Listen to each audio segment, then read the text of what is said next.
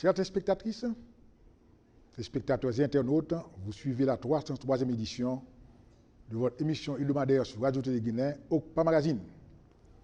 OCPA Magazine, c'est l'émission de l'Ordre des comptables, professionnels agréés d'Haïti qui vous renseigne sur la comptabilité, l'audit, la fiscalité, les finances publiques, le droit, l'économie, l'éthique. L'émission qui passe chaque mardi à 10h PM sur Télé Guinée, reprise mercredi à 10h AM. Et pour les internautes, ils peuvent naviguer sur le www.rtghaiti.com. À cette 303e édition, nous avons retenu pour thème importance et opportunité de la déclaration de patrimoine. Pour avoir cette émission, nous accueillons sur ce plateau Maître Napoléon Lauture.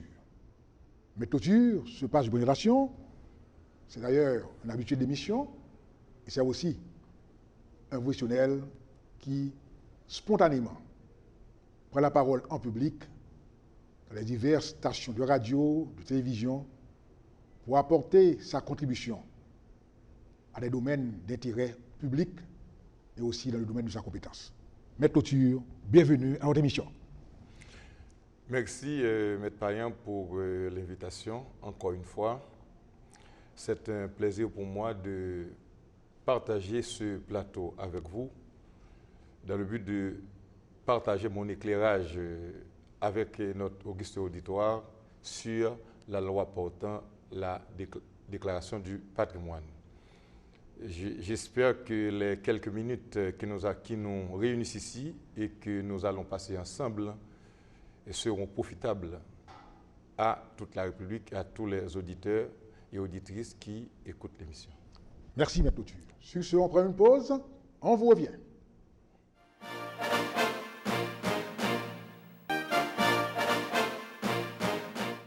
Chères téléspectatrices, téléspectateurs internautes, comme d'habitude, nous vous renseignons sur les activités de l'Ordre des comptables. L'Ordre des comptables reçoit des inscriptions. Et en ce qui a trait au séminaire et aux cours de formation, eh bien, nous invitons le Conseil de l'Ordre à relancer cette activité, vu que certaines personnes se plaignent de manque d'activité à ce titre-là. L'Ordre des comptables, donc, est disponible pour recevoir l'inscription au niveau 17 de la ruelle Bossan. Comme autre information à partager avec le public, c'est une invitation que nous lançons à tous ceux qui sont intéressés et qui ont des revenus et qui n'ont pas de revenus et qui doivent remplir les formalités auprès de l'administration publique. Eh bien, tout chacun doit avoir une déclaration d'impôt. Au moment où nous parlons, nous sommes au 16e mois du 5e mois de l'exercice. Eh bien, il y a 75 000 fonctionnaires et employés publics et il y a aussi des gens du secteur privé. On devait atteindre un nombre important de déclarations définitives d'impôts. Et que je sache, ce n'est pas le cas. Encore une fois, nous invitons tous ceux qui, dans ce pays, ont un rôle, ont une mission en tant que citoyens, eh bien, ils doivent remplir leur déclaration définitive d'impôt. Le thème de l'émission du jour, importance et opportunité de la déclaration de patrimoine. Nous rappelons brièvement les dispositions de l'article 234 de la Constitution, qui dit ceci: l'administration publique haïtienne est l'instrument par lequel l'État concrétise ses missions et objectifs. Pour garantir sa rentabilité, elle doit être gérée avec honnêteté et efficacité. Article 234 de la Charte fondamentale de la République. Donc, le souverain s'attend à ce que les ressources publiques soient gérées avec efficacité et honnêteté. C'est pourquoi parler de déclaration de patrimoine, c'est parler, je dirais, de véritable système de gage, de garantie pour la gestion des ressources publiques en bon père de famille. Aussi, Maître Loture, je vous pose cette question, à savoir, puisque nous avons parlé d'éducation patrimoine, c'est-à-dire ce que c'est, qui sont les personnes concernées et quelles sont leurs responsabilités, et également quelle est la procédure à suivre, et finalement, quels sont les moyens de contrôle. Voici ce qui fera l'objet de l'émission sur le thème déclaration de patrimoine, importance et opportunité. M. Maître Loture, pour permettre aux téléspectateurs de bien comprendre, je vais faire, je dirais, un éclairage sur les principaux concepts indispensables à la compréhension du public. Dans le souci d'une sorte de transparence à la moralité publique et à la vie publique, transparence tout au moins financière, le 12 février 2008, et en application des dispositions de l'article 234 de la Constitution de 1987 amendée, le législateur a adopté une loi, un décret, portant déclaration du patrimoine. Alors, commençons d'abord par définir le concept patrimoine. On entend par patrimoine l'ensemble des biens matériels ou immatériels, corporels ou incorporels, qu'une personne physique ou une personne morale peut posséder ou bien possède. Donc, lorsque nous parlons de personnes physiques, nous voyons l'ensemble des citoyens haïtiens. Et lorsque nous parlons de personnes morales, nous voyons les sociétés créées par la volonté humaine. Donc, le patrimoine d'une personne, physique ou morale, constitue dans une certaine mesure une universalité juridique. C'est-à-dire, c'est l'ensemble des biens, tant matériels qu'immatériels, qu'une personne peut posséder. Et que ces biens-là sont évaluables en argent. Et il faut dire que le patrimoine d'une personne comporte deux parties. Il y a les actifs et le passif, c'est-à-dire les dettes. Les actifs, ce sont les biens, c'est ce qui augmente le patrimoine de la personne, tandis que l'aspect passif, c'est les dettes dont le patrimoine d'une personne est grevé. Alors, on parle de patrimoine d'une personne, si tous ces biens-là sont évaluables en argent. Alors, nous n'allons pas rentrer dans le cadre de cette émission, puisque nous n'avons pas beaucoup de temps, de donner des explications sur un autre droit par rapport au droit patrimonial, au droit extra-patrimonial. Très bien. Alors, nous faisons une toute petite précision, c'est bien une loi. Une loi. Ça veut dire la loi sur la déclaration de patrimoine. 2008. Donc, ça veut dire qu'on est en présence d'une disposition réglementaire d'une grande importance. Maintenant, Maître Loture, comment et où les personnes concernées doivent produire cette déclaration de patrimoine? Cette loi, au niveau de son article 1, je crois, fait obligation aux personnalités politiques, aux fonctionnaires de l'État, aux agents administratifs désignés par le législateur au niveau de l'article 7 de cette loi à déclarer au greffe du tribunal de leur domicile la situation de leur patrimoine. Donc, c'est une loi qui a un caractère spécial. Spécial parce que cette loi ne concerne pas tous les citoyens de la République d'Haïti. Le législateur a précisé les personnes qui sont concernées par cette loi. C'est la raison pour laquelle nous disons que c'est une loi spéciale. Et ces personnes, qui sont-ils? Ce sont les autorités administratives englobant le président de la République, ministre, premier ministre, les juges de l'ordre judiciaire, les juges de l'ordre administratif. Donc, ils sont vraiment nombreux.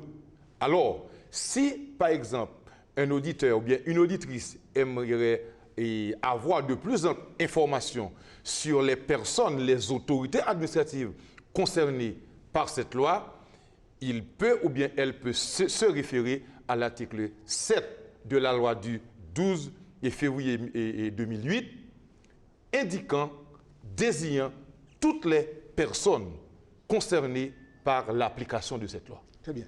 Vous avez dit que cette loi fait obligation aux autorités politiques, aux agents de la fonction publique, de déclarer leur patrimoine au greffe du tribunal du lieu de leur domicile.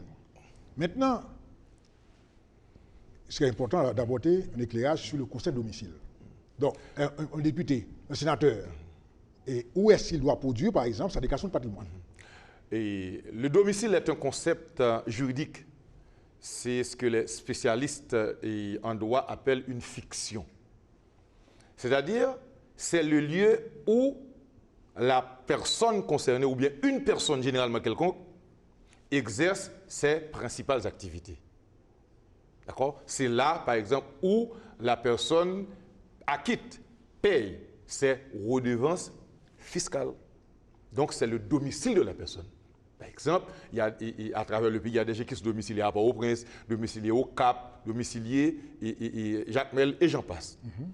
Alors, selon les dispositions de cette loi, la personne ou bien les personnes concernées par cette loi doivent faire la déclaration au greffe du tribunal de première instance de leur domicile.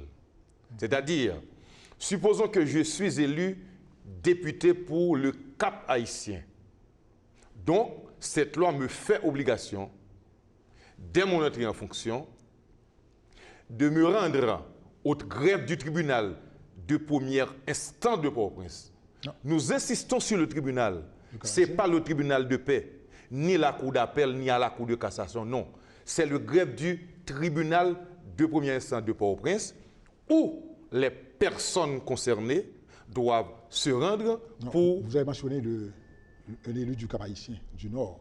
Donc, tribunal civil, tribunal de première instance du Cap haïtien. Oui, du Cap haïtien, oui, c'est ça, du Cap haïtien. D'accord.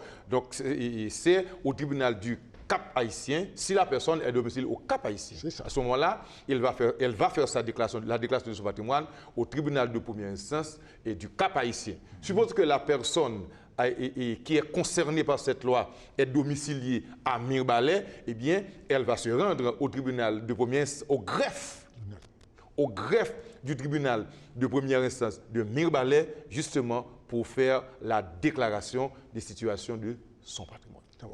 Selon vous, Maître Clôture, on a associé cette déclaration au greffe du tribunal de première instance du lieu de domicile, c'est pour garantir, je dirais, la fiabilité de la déclaration. Oui, parce que normalement, quand vous évoluez, vous vivez dans une communauté, dans une zone bien déterminée, on vous connaît, vous êtes connu. Supposons que cette personne-là aurait fait des déclarations qui ne sont pas correctes. Bien qu'il y a des sanctions qui sont prévues dans cette loi, mais quand même, l'institution concernée, en l'occurrence ULCC, ou bien le commissaire de gouvernement, peut mener des enquêtes au fin de vérifier l'authenticité et même l'exactitude de la déclaration. C'est la raison pour laquelle, par exemple, comme je viens de prendre l'exemple tout à l'heure, supposons que je suis élu député à Mirbalais. Maintenant, la loi me fait obligation de faire ma déclaration de patrimoine à Mirbalais. Je ne peux pas le faire au greffe du tribunal de Port-au-Prince puisque je ne suis pas vraiment connu à Port-au-Prince. Donc, cela, je pense que le législateur était très intelligent, et parce que lorsqu'il exige que cette déclaration soit faite au greffe du domicile du tribunal de première instance de la personne concernée. Ainsi, si au cas où les autorités haïtiennes pour une raison quelconque, aurait besoin, à notre avis, des informations sur cette personne-là, eh c'est facile de retrouver ces informations. Je pense que c'est dans cette logique que le législateur a exigé à ce que cette déclaration soit faite au greffe du tribunal du domicile de la personne ou bien des personnes concernées.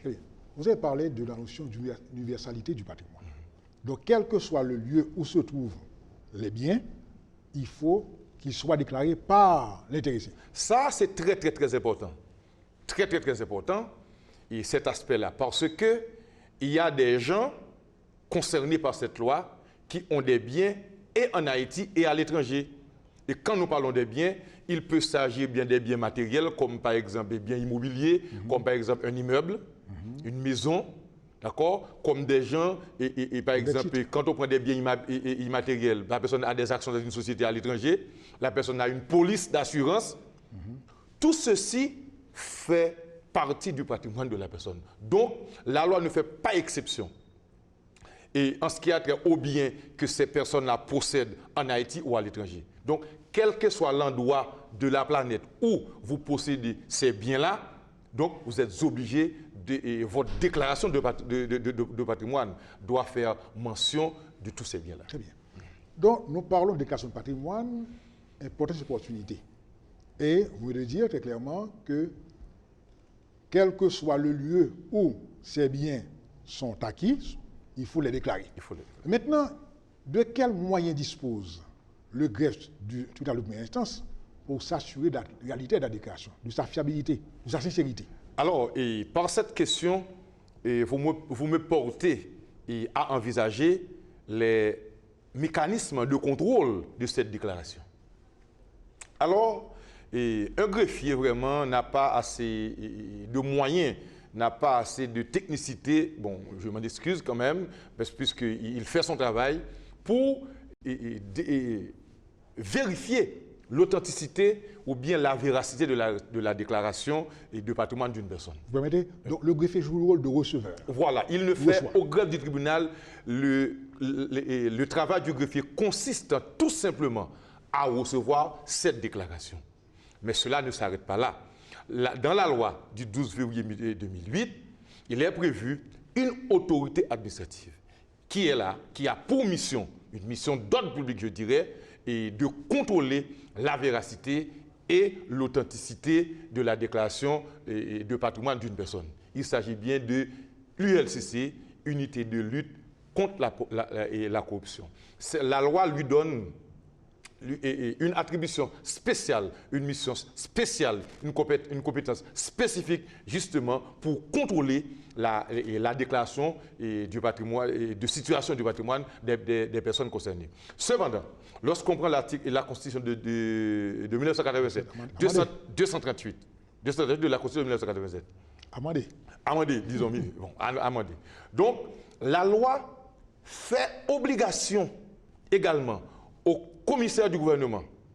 Alors, lorsque nous parlons au commissaire du gouvernement au pluriel, au commissaire du gouvernement de la juridiction dont relève la personne concernée.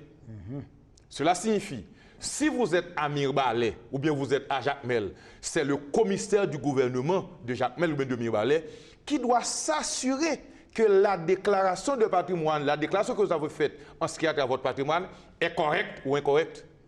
D'accord? Et c'est à lui de prendre les mesures nécessaires.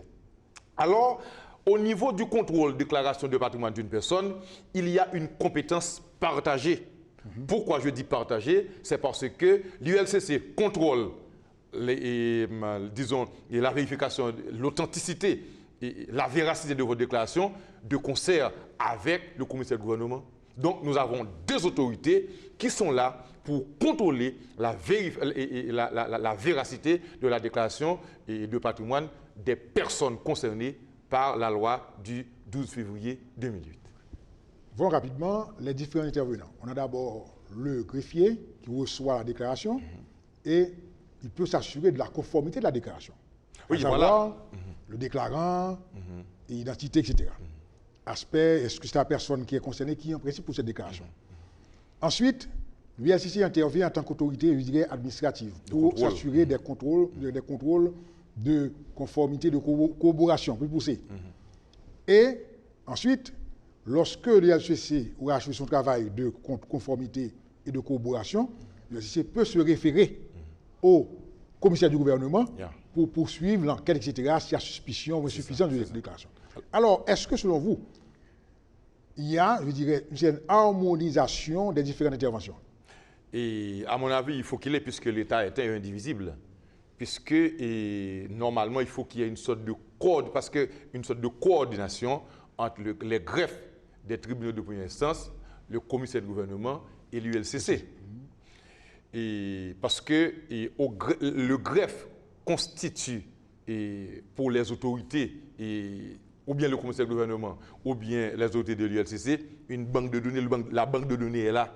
À chaque fois que ces autorités-là, ou bien le commissaire de gouvernement, ou bien une autorité de l'ULCC ont besoin des informations, auraient besoin des informations, eh bien elles se rendent au greffe du tribunal de première instance, du tribunal concerné, de la personne concernée, au fin de prendre des informations en cas de besoin.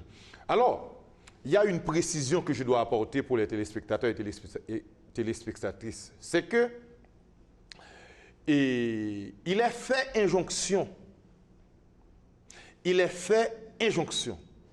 formellement interdit au greffier de divulguer des informations en ce qui a trait à la situation de patrimoine d'une personne.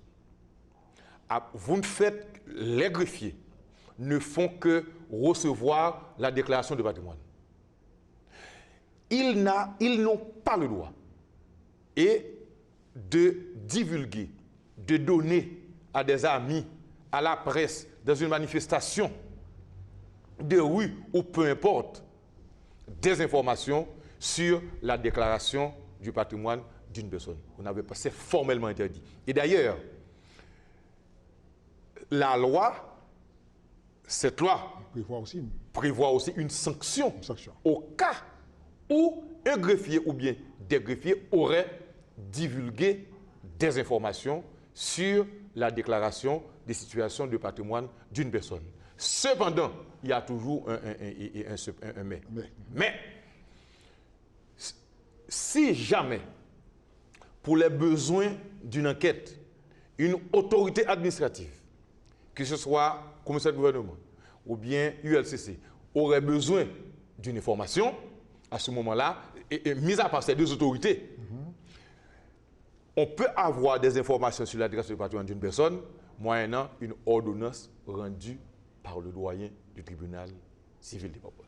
C'est pour vous dire que quand vous faites cette déclaration, c'est sous le sceau du secret. C'est une information qui reste entre la personne concernée et le greffier. Et comme je viens de le dire, il est fait obligation à tous les greffiers de ne pas donner des informations par rapport à la déclaration du patrimoine d'une personne qu'il aurait reçue. C'est puni et d'ailleurs c'est un délit. On va poursuivre la personne devant le greffier qui aurait enfreint cette disposition devant le tribunal correctionnel.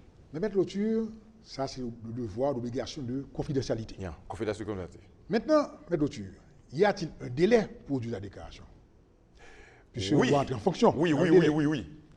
Par exemple, en ce qui a trait au président de la République, c'est dès son élection. Bon, un peu vague, mais c'est dès son élection. Il faut respecter ce que dit la loi, dès son élection. Maintenant, pour le Premier ministre, dès lors que vous investissez votre fonction, eh bien, vous avez un délai de 30 jours pour faire votre déclaration de patrimoine. Là, c'est bien parce que, excusez-moi, là, c'est l'article 238 de la Constitution qui dit clairement les fonctionnaires indiqués par la loi sont tenus de déclarer l'état de leur patrimoine au greffe tribunal civil les 30 jours qui suivent leur fonction. 30 jours. Dès lors que vous êtes investi de votre fonction, vous avez un délai de 30 jours pour faire votre déclaration de patrimoine au greffe du tribunal de votre domicile. Alors, Maître Lauture, peut-être une précision à apporter là, c'est qu'on est conscient du travail nécessaire pour arriver à aboutir à une déclaration correcte et sincère. Donc, vous avez un délai. Parce qu'il y a des comptabilités à faire aussi. On vous donne mettre à jour votre on vous donne un délai de 30 jours. C'est ça. Et en cas de retard, on vous accorde un délai beaucoup plus, je crois, c'est 3 mois qu'on vous accorde comme délai pour que vous puissiez vous arranger. Maintenant, au-delà de ce délai, on va vous, l'ULCC va vous faire un rappel pour vous dire, monsieur le sénateur, monsieur le maire, vous n'avez pas fait votre déclaration de patrimoine. Et par voie d'huissier, dès lors qu'un citoyen haïtien reçoit un acte par voie d'huissier, ça doit l'inquiéter. C'est ça. Cela signifie, c'est une sorte de, je ne dis pas mise en demeure, mais c'est un mauvais signal. C'est sûr que dès lors que vous recevez un acte émanant d'un huissier, c'est sûr qu'il va y avoir une suite. Donc arrangez-vous. Très bien. Et que, comme sanction administrative, si vous vous accusez d'un certain retard par votre déclaration, eh bien, la loi prévoit, cette même loi prévoit une privation de retenue d'un cas sur vos émoluments. Très bien. Mesdames, Messieurs, vous suivez Hook Magazine, 303e édition, thème déclaration de patrimoine, importance opportunité. Sur ce, on prend une pause. On vous revient.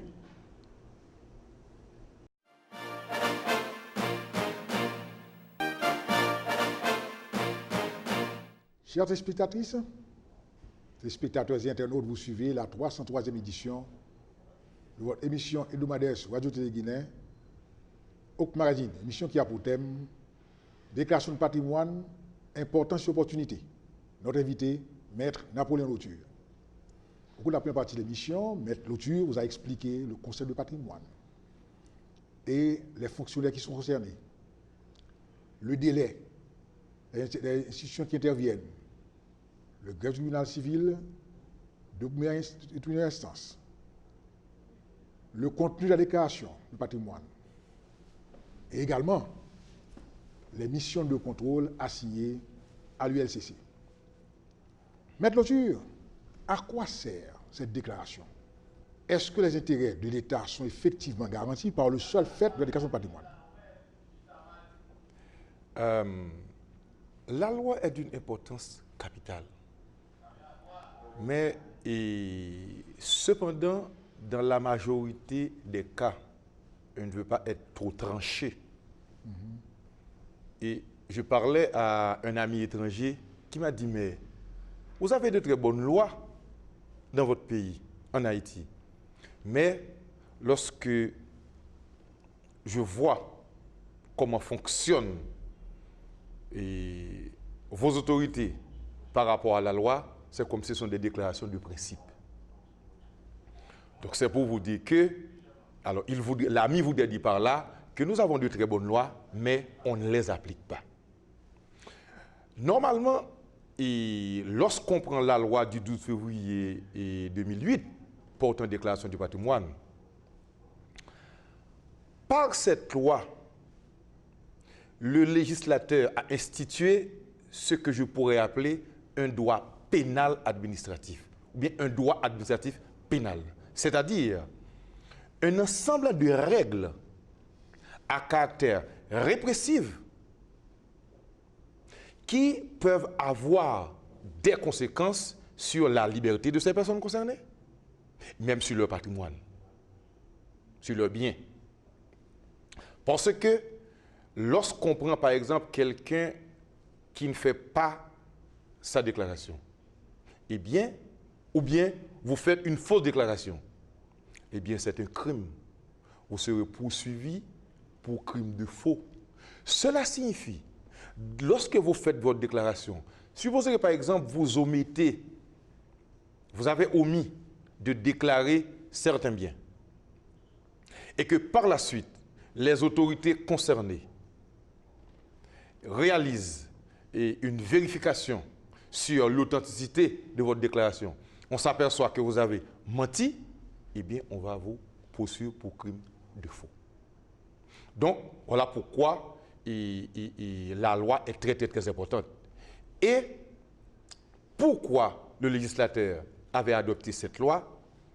C'est pour empêcher, alors la philosophie de la loi, l'enrichissement illicite de cette catégorie de personnes visées par cette loi. Alors, lorsque nous parlons d'enrichissement illicite, par cette loi, le législateur n'entend pas empêcher une personne de s'enrichir. Mais ce que le législateur sanctionne, c'est l'enrichissement illicite. Cela signifie, après avoir occupé un poste quelconque, après avoir reçu un mandat, un contrat par exemple, après avoir été fonctionnaire, après avoir occupé une poste dans les affaires de l'État, eh bien, ces autorités que nous venons de parler ont pour devoir de suivre l'évolution de votre patrimoine, au fin de voir, de déceler s'il y aurait une sorte de disproportion entre ce que vous devriez gagner pendant la période de votre fonction et ce que vous gagnez après avoir occupé la fonction. Donc, ce que le législateur sanctionne, c'est une augmentation injustifiée. Très bien. Et si maintenant vous êtes en mesure, vous êtes riche, il n'y a pas de problème, mais vous êtes en mesure de justifier la provenance, l'origine, la source de vos richesses, il n'y a pas de problème. Donc il y a problème lorsque vous êtes incapable de justifier de façon raisonnable la provenance de certains biens que vous avez à partir d'une vérification que l'on fait sur votre patrimoine. Mais voilà. Il y a ce qu'il appelle l'hypothèque légale sur les biens. Est-ce que, en cette matière-là, il y a l'hypothèque légale sur les biens de ces fonctionnaires, autorités publiques? Alors, là, il y a deux aspects. Et dès lors qu'une personne est nommée, par exemple, comme comptable public, ou bien ordonnateur, ou bien dès lors que quelqu'un, de fait, manie les deniers publics, eh bien, l'État a une hypothèque légale sur tous vos biens. Ça veut dire, en pareil cas, quelqu'un qui manipule les ressources publiques, même s'il n'a pas le statut légal de comptable public, c'est ce qu'on appelle comptable battant ou bien comptable de droit. Il devient comptable de fait. Je prends un exemple pour que les auditeurs et auditrices puissent nous comprendre bien, puisque nous ne parlons pas pour nous, nous parlons pour eux ou bien pour elles. Supposons que je suis une autorité, et que il y a des montants, une certaine valeur a été décaissée, et que moi, qui ne suis pas comptable public, qui n'avais pas reçu une mission légale de dépenser les deniers publics, l'argent de l'État, et que je dépense cet argent, soit par subvention, soit par exemple, j'avais reçu un montant quelconque de caisse de l'État. Eh bien, à ce moment-là, je suis comptable de fait. Par exemple, lorsqu'on prend, bon, il faut atterrir, les partis politiques qui ont été subventionnés, eh bien, ils doivent rendre compte. Voilà, ils doivent rendre compte, c'est-à-dire dire ce qu'ils ont fait avec l'argent qu'ils avaient reçu de la caisse de l'État. Très bien. Comme les partis politiques ne sont pas constitués par des gens qui sont comptables de deniers publics ou bien écrivains de deniers publics, de fait, selon la loi, eh bien, à ce moment-là, ils deviennent comptables de fait. Très bien. Donc, cela signifie on va réaliser une audit sur de gestion sur les dépenses qu'ils ont réalisées, d'accord, pour voir si c'est correct ou pas. Donc l'hypothèque légale existe c'est en cas de ordonnateur ou bien comptable de deniers publics. Par exemple, vous êtes nommé comptable de deniers publics ou bien ordonnateur d'une institution, eh bien, vos biens, l'État a sur tous vos biens une hypothèque légale, alors d'office. Donc, l'État n'a pas besoin d'aller au tribunal pour demander à un juge de constituer. Non, d'office, tous vos biens font l'objet d'une hypothèque légale en faveur de l'État. C'est ce qu'on appelle hypothèque légale d'office. Ça veut dire, en pareil cas, vous ne pouvez pas transiger. Vous ne devez pas transiger. Alors, c'est que ce qui est différent, par exemple, de l'enrichissement illicite, mais ceci n'exclut pas cela. D'accord? Par exemple, je peux être fonctionnaire, par exemple, et comptable de deniers publics ou ordonnateur.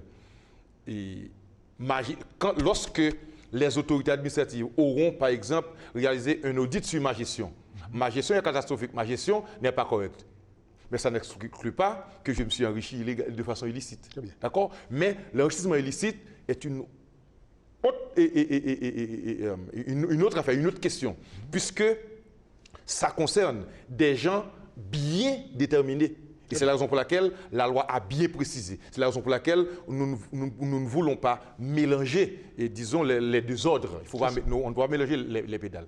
Donc, enrichissement illicite, c'est pour des personnes prévues dans le cadre de cette loi qui auraient utilisé leur mandat ou leur fonction pour s'enrichir de façon illégale, de façon illicite. Très bien. Mais Maître Lauture, voyons l'aspect contrôle, intervention de l'ULCC. Comment l'ULCC, qu'est-ce qu'elle doit faire l'ULCC pour s'assurer que toutes les autorités concernées remplissent cette déclaration-là?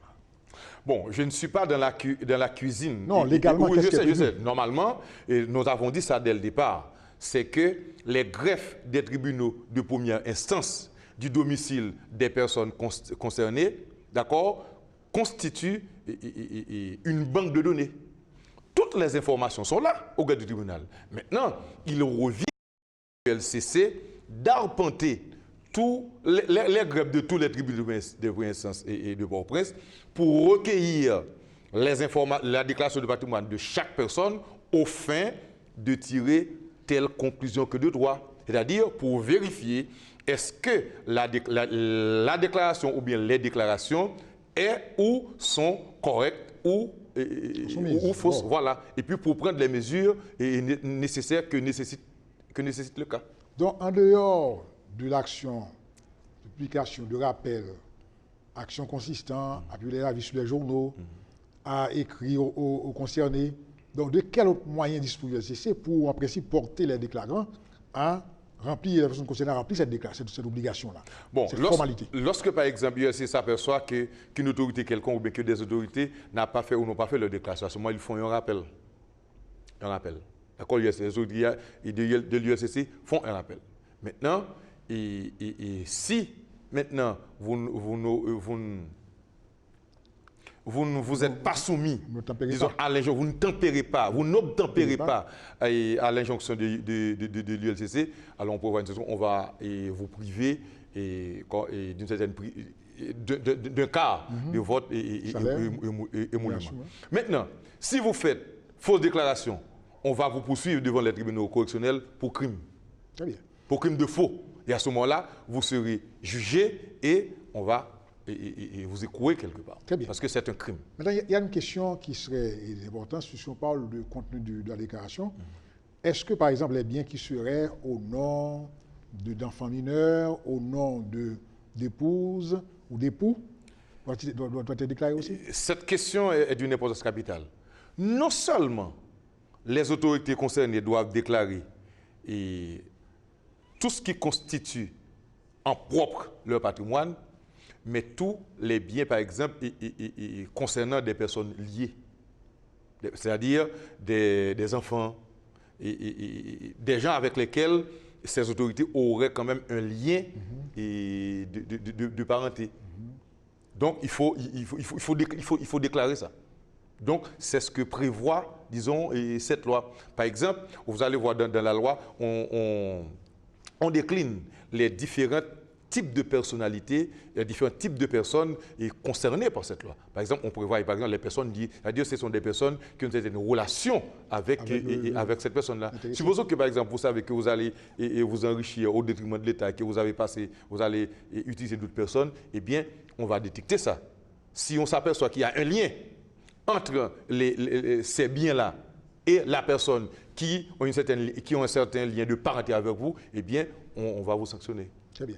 Donc, ce que vous avez dit là, l'ULCC utilise, je dirais, les services commerciaux du gouvernement pour accomplir, je dirais, l'intervention au niveau juridique. Voilà ce qui arrive. Il n'a pas compétence. L'ULCC s'assure de la véracité du contrôle. C'est l'ULCC qui gère, disons, cette banque de données, au fin de déclarer si tout est correct.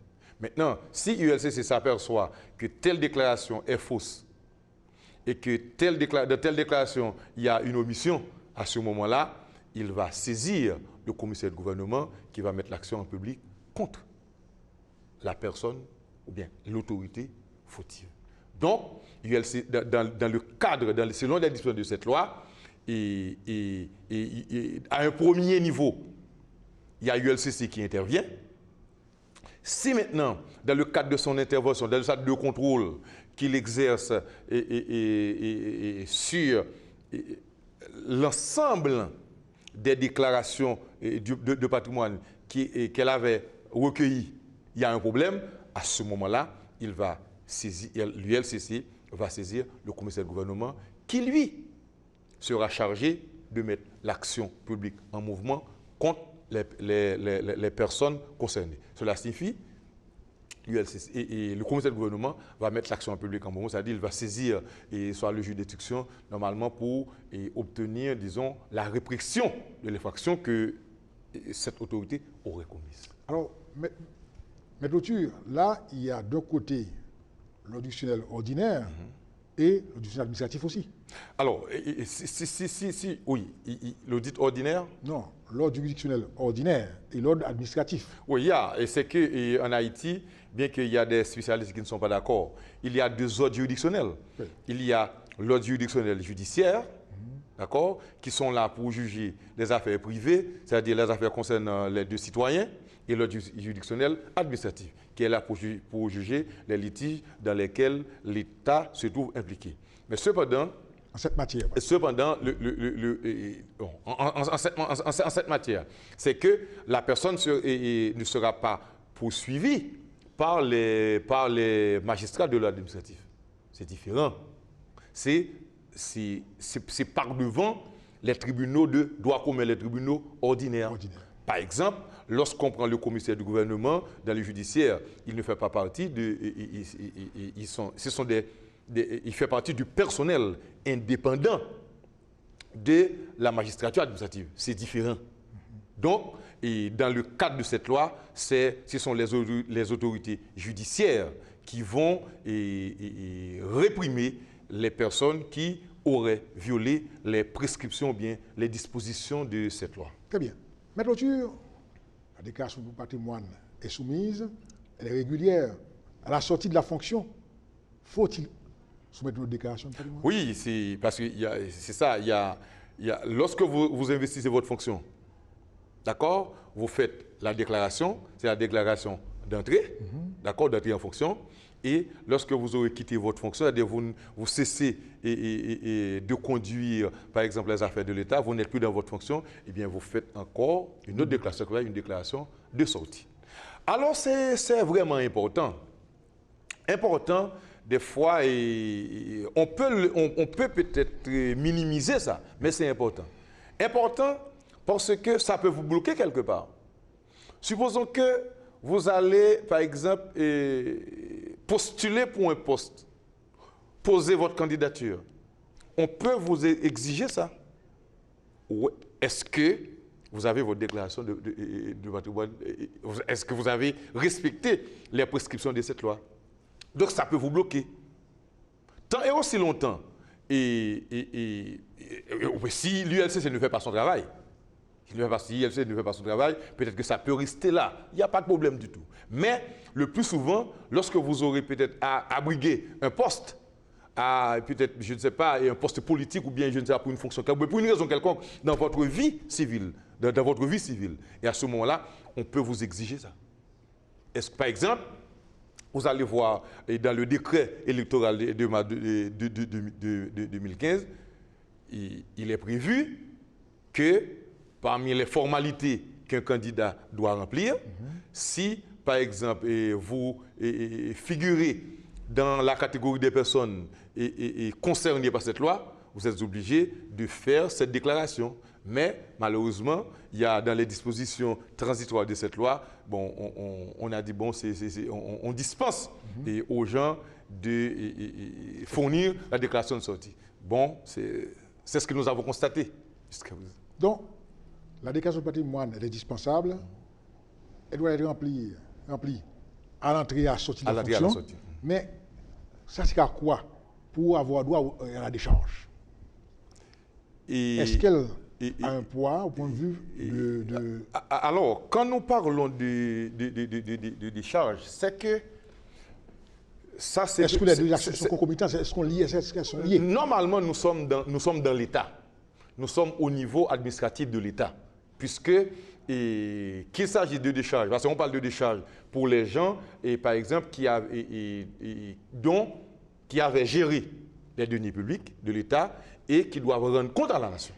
D'accord? Mais maintenant, la déclaration du patrimoine, nous l'avons dit tantôt, ça concerne un ensemble de personnes bien déterminées, puisque cette loi tend à empêcher l'enrichissement illicite. Comment dire, faciliter la gestion honnête et efficace. Donc c'est comme si, lorsqu'on prend cette loi, quelqu'un qui se trouve comme fonctionnaire ou bien qui est chargé de la conduite des affaires de l'État, c'est quelqu'un, il y a une présomption que cette personne-là est honnête.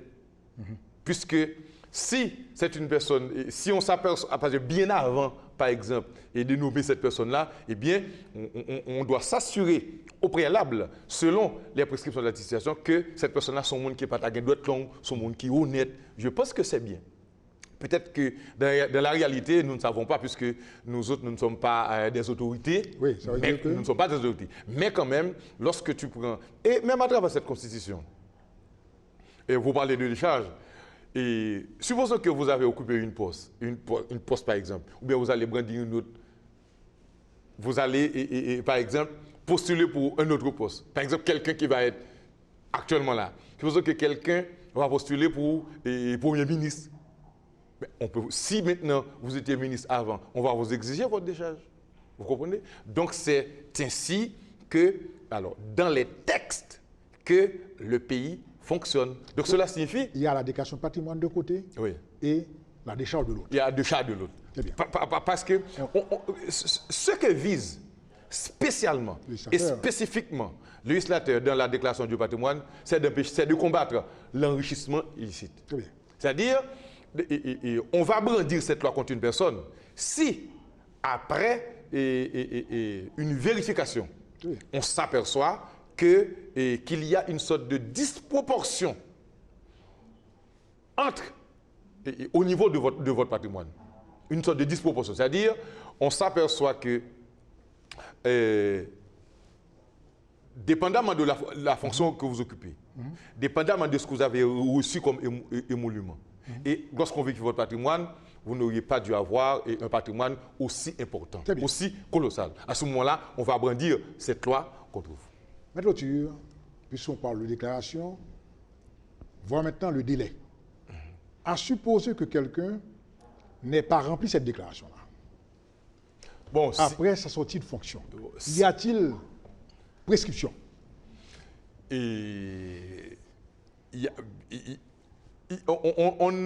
Normalement, au niveau de la Constitution, il y a l'article 243 qui prévoit la prescription vicénale.